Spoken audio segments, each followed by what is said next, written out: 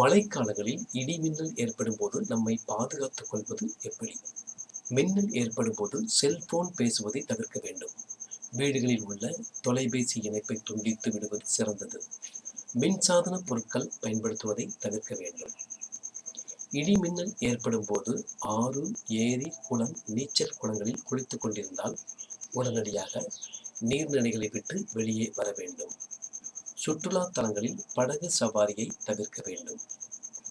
அடர்த்தியான கருமேக கூட்டம் தென்பட்டாலோ லேசான இடி மின்னல் ஏற்படும் போது பாதுகாப்பான இடத்திற்கு செல்ல வேண்டும்.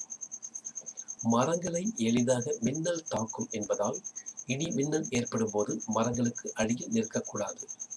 நாம் வெட்ட வெளியில் நிற்கும் போது சிறிதளவு மின்சாரம் ஷாக் அடிப்பதை போன்று உணர்ந்தாலோ அல்லது நம் உடம்பில் உள்ள ரோமங்கள் சிலிர்த்தாலோ உடனடியாக தரையில் உட்கார்ந்து விடுவது சிறந்தது.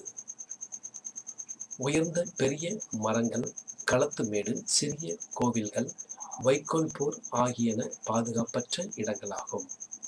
பரந்த நிலப்பரப்பு, செங்குத்தான மலை முகடு, மலை சரிவு பகுதி, இரும்பு கம்பியிலான வேலி, கைப்பிடி சைக்கிள், இருசக்கர வாகனம், விவசாயத்திற்கு பயன்படுத்தும் டிராக்டர், கோடாரி, மண்வெட்டி, ஊஞ்சல், இரும்பு பொருட்கள் இவைகளை எளிதாக மின்னல் தாக்கும்.